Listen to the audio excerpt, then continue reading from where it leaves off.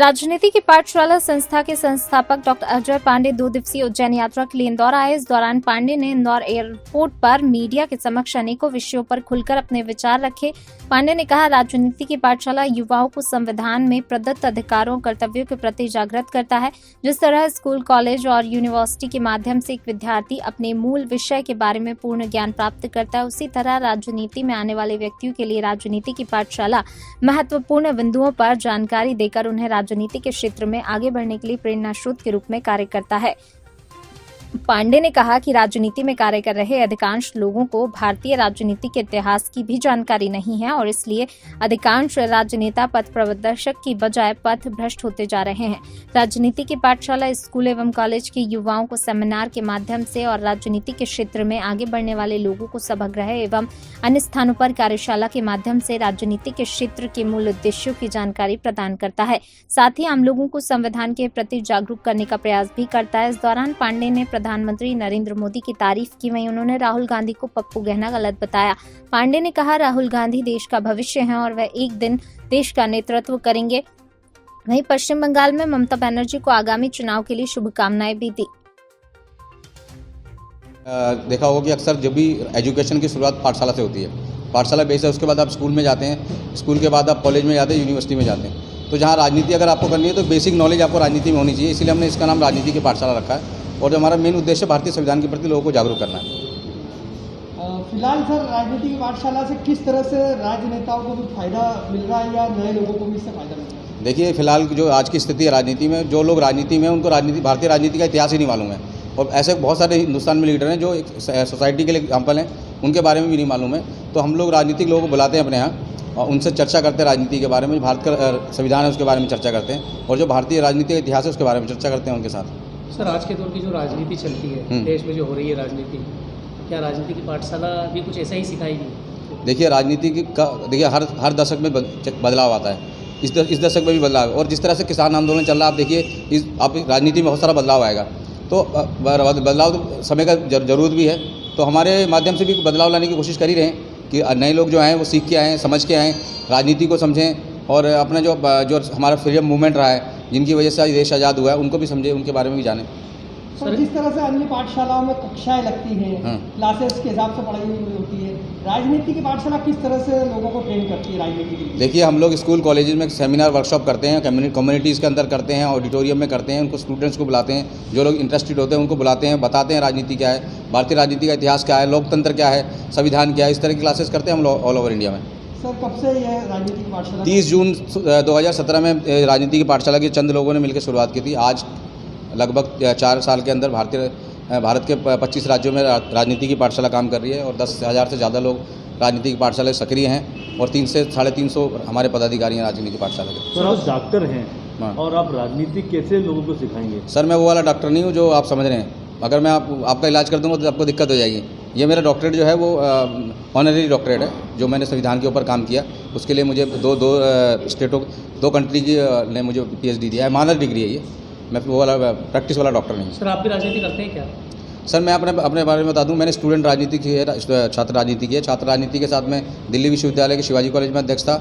उसके बाद दिल्ली विश्वविद्यालय छात्र संघ में प्रवक्ता था। 2003 में मैंने पूर्व प्रधानमंत्री स्वर्गीय नरसिम्हा राव जी के साथ काम किया। उसके बाद मनिंदर सिंह बिट्टा जो यूथ कांग्रेस के अध्यक्ष थे, केंद्रीय मंत्री थे, उनके नेतृत्व में काम किया। सर, प्रधानमंत्री नरेंद्र मोदी के बारे में क्या विचार है? नरेंद्र मोदी जी बहुत अच्छा काम कर रहे हैं। हम उनको प्राउड फील करना चाहिए कि उन्होंने आज हिंदुस्तान का नाम पूरे विश्व में रोशन किया है।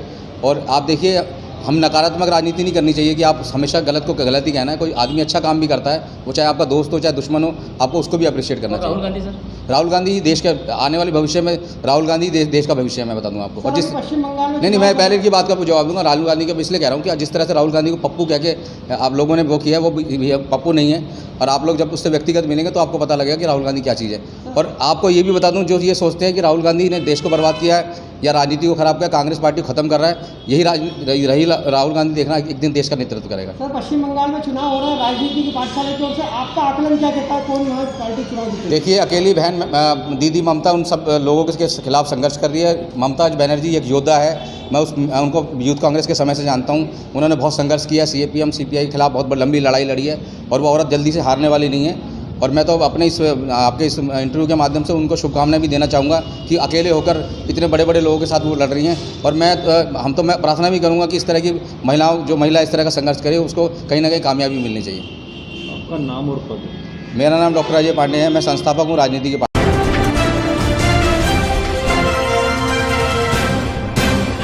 मिशन हेल्दी इंडिया के तहत देश के सबसे बड़े जैविक कृषि ज्ञान सम्मेलन का दूसरा दिन वैज्ञानिकों और कृषि विशेषज्ञों के नाम रहा। ऑर्गेनिक एक्सपो 2021 के दूसरे दिन की शुरुआत जैविक प्रमाणीकरण और उसका उद्देश्य विषय के साथ हुई, जिस पर मुंबई से पहुंचे जैविक कृषि सलाहकार सचिन पालकर ने सभी को संबोधित किया। वहीं उद्यमी रमेश भाई रूपारेलिया ने गौ आधारित प्राकृतिक कृषि प्रसंस्करण और निर्यात निदेशक सूक्ष्म लघु उद्योग मध्यम उद्यम इंदौर प्रशासन ने खाद्य प्रसंस्करण और निर्यात के अफसर सहायक संचालक कृषि एवं जैविक निरीक्षक ने जैविक प्रमाणीकरण का महत्व, प्रक्रिया जैविक कृषि एवं प्रशिक्षक ने प्राकृतिक जीव विज्ञान वृक्ष आयुर्वेद विषय पर संबोधन देते हुए महत्वपूर्ण बिंदु को रेखांकित किया। इस दौरान ताराचंद ने केंद्र सरकार की फार्मर्स प्रोडक्शन कंपनी की योजनाएं और विभिन्न बैक्टीरिया के बारे में बताया। प्रसंस्करण एवं निर्यात विषय के अंतर्गत गाय को उपयोग और आरोग्य का सुगम जरिया बताते हुए गौ पालन की विशेष जानकारियां प्रदान की। दिनांक 17 से 21 मार्च ये जैविक कृषि ज्ञान सम्मेलन का आयोजन किया जा रहा है। यहाँ पे ये 5 दिवसीय आयोजन है। इसमें जैविक उत्पादों की बहुत सारी प्रदर्शनी लगाई गई है स्टॉलों की, और आपके जैविक ज्ञान सम्मेलन का यहाँ पे रखा गया है, जिसमें जैविक के बहुत सारे व्याख्याताओं द्वारा, विख्यात प्रवक्ताओं द्वारा यहाँ पे वो सेमिनार लिए जा रहे हैं। और साथ में यहाँ पे जैविक शपथ कराया जा रहा है। शासकीय योजनाओं की स्टॉल, भारतीय किसान संघ इसमें हमारे साथ है, आत्मा की स्टॉल हैं, और कॉलेज ऑफ एग्रीकल्चर इसमें हमारे नॉलेज पार्टनर हैं। कितने दिन का रहेगा सर? ये 5 दिवसीय आयोजन है, और इसमें जैविक की बहुत सारी वस्तुओं का वो किया गया है प्रदर्शन। हमारा उद्देश्य है कि लोग स्वस्थ खान पान की ओर आएँ, जीवन शैली उनकी बहुत ही अच्छी होनी चाहिए, केमिकल फ्री खाना खाना चाहिए, और केमिकल युक्त फर्टिलाइज़र का उपयोग करके जैविक खेती होनी चाहिए। तो ये दोनों विषय को लेकर ये आयोजन किया गया। मैं इंदौर की जनता से निवेदन करूँगा कि इसमें अवश्य आएँ और अपने परिवार को एक healthy foods, mission healthy India के तहत हेल्दी फूड्स और उसके बारे में जानकारी लीजिए। यहाँ पे आप फैमिली फार्मर बना सकते हैं और अपनी स्वयं की गाय को गोद ले सकते हैं, और ये बहुत अच्छी अपॉर्चुनिटी है कि आपको यहाँ अवश्य आना चाहिए। इसमें कहाँ से लोग आए हैं? ये पूरे हिंदुस्तान से लोग आए हैं यहाँ पे। हमारे यहाँ महाराष्ट्र से आए हैं, राजस्थान से आए हैं, गुजरात से आए हैं, दिल्ली से आए हैं, साउथ इंडिया से लोग आए हैं, और मध्य प्रदेश के काफ़ी किसान हैं जो जैविक खेती कर रहे हैं। उनके आप सीधे जैविक खेतों से आए हुए प्रोडक्ट्स को ख़रीद सकते हैं, उनके बारे में जान सकते हैं। और साथ में इसमें बहुत सारे हमारे जैविक गुरु जो प्रशिक्षक हैं वो भी आए हुए हैं, जैसे ताराचंद बेलजी जी, रमेश भाई रूपारेलिया, गोपाल भाई सुतारिया जी आने वाले हैं। आपका नाम? जी, मेरा नाम मनोज मिश्रा है। मैं जैविक किसान हूँ और आयोजक हूँ इस मेले का।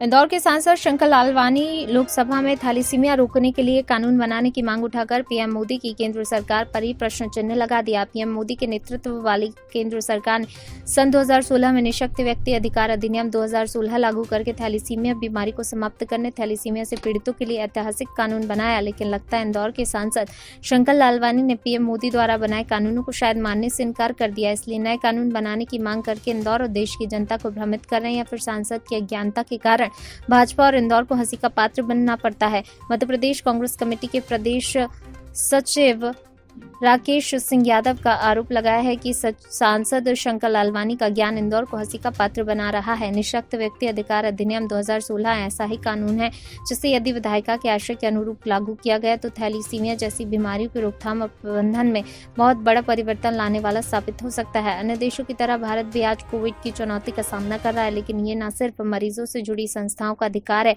बल्कि उनका कर्तव्य भी है कि वे ऐसी स्थितियों से जूझ रहे मरीजों की विशिष्ट जरूरतों की और नीति निर्धारकों और अन्य हितधारकों का ध्यान खींचे। स्वाभाविक कारणों से बचाव की भूमिका को इससे पहले कभी समझा और सराहा नहीं गया जो आज कोविड के दौर में हो रहा है। जब किसी को इस समय सुरक्षित खून और अन्य सुविधाओं के लिए संघर्ष करना पड़ता है तो साफ हो जाता है इस रोग की रोकथाम करना, देश की अर्थव्यवस्था पर बोझ कम करना कितना बेहतर हो सकता है। दुनिया की थैलेसीमिया राजधानी जैसी उपाधि से भारत को बचना चाहिए और मरीजों से जुड़ी संस्थाओं की जिम्मेदारी सुनिश्चित करना है कि वे बीमारी की रोकथाम और प्रबंधन से जुड़े फैसलों में सहभागी हों ताकि देश के संसाधनों को विकास की गतिविधियों के लिए बचाया जा सके।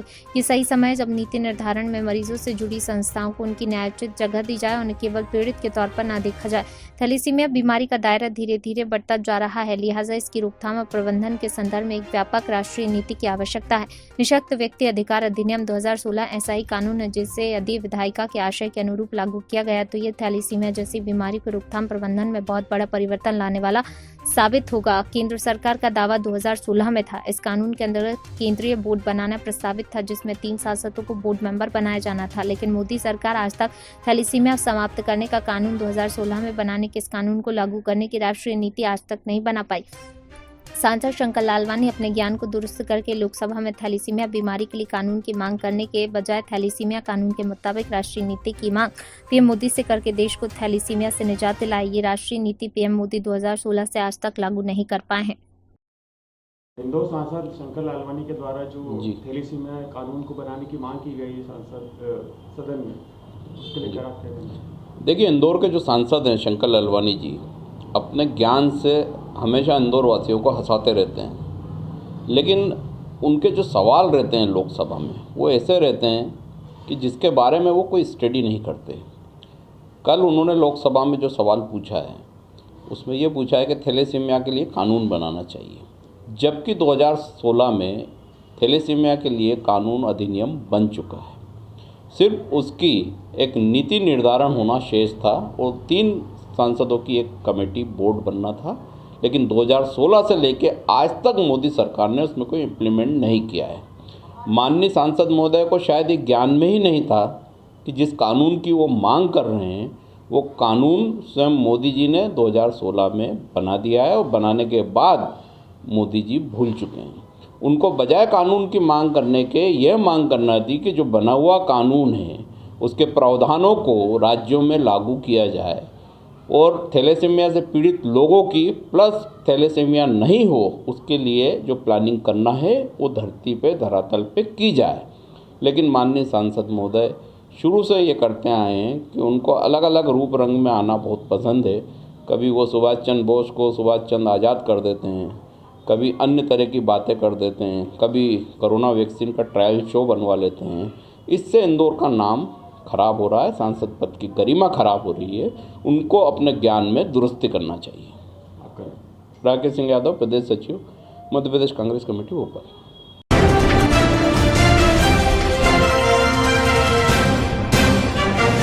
मध्य प्रदेश में महिलाओं का अपमान और यौन शोषण होना ही भाजपा के शिवराज शासन की पहचान बन गया है।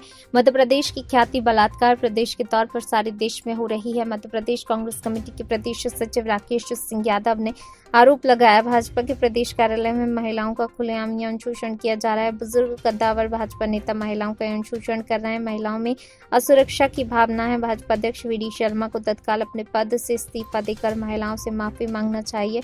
भाजपा कार्यालय की नानाजी देशमुख लाइब्रेरी में यौन शोषण का नंगा नाच चल रहा है। भाजपा की युवा महिला कार्यकर्ता जो अपना घर छोड़कर मां भारती की सेवा के उद्देश्य से भोपाल में रहकर भाजपा का कार्य करने वाली कार्यकर्ता आयुषी जैन और आरती कद्दावर बुजुर्ग भाजपा नेता ने भाजपा कार्यालय की नानाजी देशमुख लाइब्रेरी में दोनों महिलाओं को यौन शोषण किया। सूत्रों से प्राप्त जानकारी के अनुसार ऐसी प्रबल संभावना है। बुजुर्ग कद्दावर भाजपा नेता भाजपा सरकार का पूर्व मंत्री या पूर्व सांसद रहा है, इसलिए मुख्यमंत्री को तत्काल सख्त कार्रवाई करके जो भी आरोपियों से जेल में पहुंचाना चाहिए, न कि मामला दबाने का प्रयास करना चाहिए।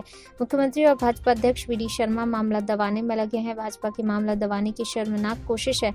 उक्त भाजपा महिला कार्यकर्ताओं का वीडियो सोशल मीडिया पर वायरल हुआ है। तब से दोनों महिलाओं को भाजपा ने गायब कर दिया। दोनों महिलाओं का गायब होना और मोबाइल नंबर का बंद होना अनेक संदेहों को जन्म दे रहा है। मुख्यमंत्री से निवेदन है, राजधर्म का पालन करते हुए तत्काल पुलिस में भाजपा महिला कार्यकर्ताओं की सुरक्षा लिए FIR दर्ज कराकर यौन शोषण के दोषी कद्दावर बुजुर्ग भाजपा नेता को गिरफ्तार करें।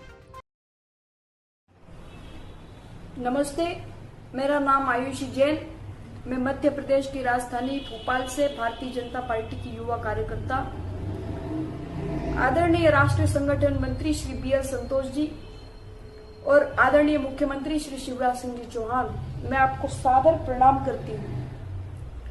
मैं अपने आप को भारत भूमि की सेवा के लिए और संगठन की सेवा के लिए समर्पित करना चाहती हूँ। इसी से संबंधित मैंने अपने छोटे से कस्बे से निकल करके भोपाल की भूमि पर आकर के संगठन के कार्य को करने का प्रयास किया है। मैं 24 घंटे में से 18 घंटे संगठन की गतिविधियों के बारे में सोच विचार करती हूँ। अपने राजनीतिक ज्ञान को बढ़ाने के लिए मैं भारतीय जनता पार्टी की नानाजी देशमुख पुस्तकालय में जाकर के पुस्तकें अध्ययन करती हूँ और अर्चना प्रकाशन से पुस्तकें खरीद कर भी अध्ययन करती हूँ। लेकिन कुछ महीनों से मेरे साथ में जो अभद्र व्यवहार हो रहा है उस पुस्तकालय में, वो बहुत ही निंदनीय है। सबसे पहले तो मैं आपको यह बताना चाहती हूँ कि पुस्तकालय में एक सज्जन बुजुर्ग ने 12 मार्च 2021 को शुक्रवार के दिन मेरे साथ में अभद्र व्यवहार किया।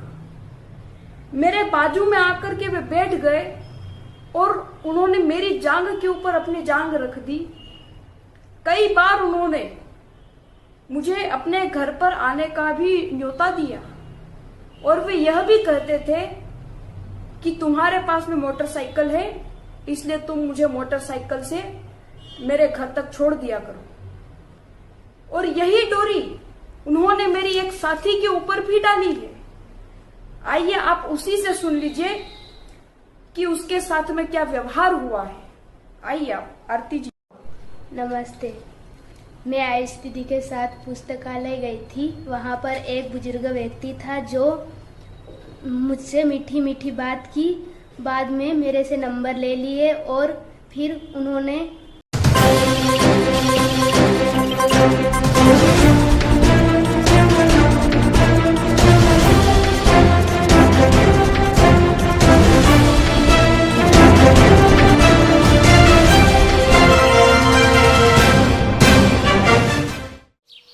ओ काका, हुआ है शहर, ले आए खाद बीज? भाई लेके तो आया हूँ, पर क्या कहूँ, महंगाई इतनी हो गई है कि समझ में नहीं आता है कि खेती करे कैसे। फसल भी अच्छी नहीं होती है, ये दवाइयाँ नहीं डालूँ तो कर्जा करके लाओ, कैसे भी लाओ, लाना तो पड़ेगा ही। और ये दवाई की दुकान का कर्जा तो ख़त्म होने का नाम नहीं लेता। लाना तो मुझे भी है, पर सब कुछ इतना महंगा है, कहाँ से लाऊं, किससे खरीदूं, किसके पास सही दामों में मिलेगा और क्वालिटी उत्पाद भी मिलेगा या नहीं। अपनी फसलों की सही दवाओं के लिए दूर दूर तक शहरों में जाना और दवाओं को लाना पड़ता है। फसलों के लिए दवाएं सही है या नहीं, ये जानकारी भी नहीं होती। फसलों की कटाई पर सही दाम मिलेंगे या नहीं, इन तमाम मुश्किलों से दूर होने के लिए आइए खेती बाड़ी केंद्र। खेती बाड़ी केंद्र एक ऑनलाइन सेवा केंद्र है जिससे आप अपने मोबाइल के द्वारा जुड़ सकते हैं, जहां आपको अपनी खेती के लिए सही प्रकार की दवाएं मिलेंगी, वो भी होलसेल मूल्य पर। वो सभी दवाएं सीधा निर्माता से लेकर आप तक पहुंचाते हैं, यानी कि बीच में होने वाले सारे खर्च की बचत आपकी जेब में। साथ ही साथ दवाओं को लाने और ले जाने की झंझट से भी छुटकारा। अपनी मुश्किलों को दूर करने के लिए आप खेती बाड़ी केंद्र पर एक मिस कॉल करें। खेती बाड़ी केंद्र का किसान मित्र आपसे तुरंत संपर्क करेगा और आपको सभी जरूरी जानकारी देगा। खेती बाड़ी केंद्र की फ्रेंचाइजी लेकर खेती बाड़ी मित्र बनिए और किसानों की सेवा कर देश की तरक्की में भागीदार बने। आज ही संपर्क करें नीचे दिए गए नंबर पर और खेती बाड़ी केंद्र से जुड़े। ये है खेती बाड़ी केंद्र ऐप। अच्छा, किसानों की सरदारी, उन्नत खेती बाड़ी। खेती बाड़ी केंद्र, देश के अन्नदाता की दुकान।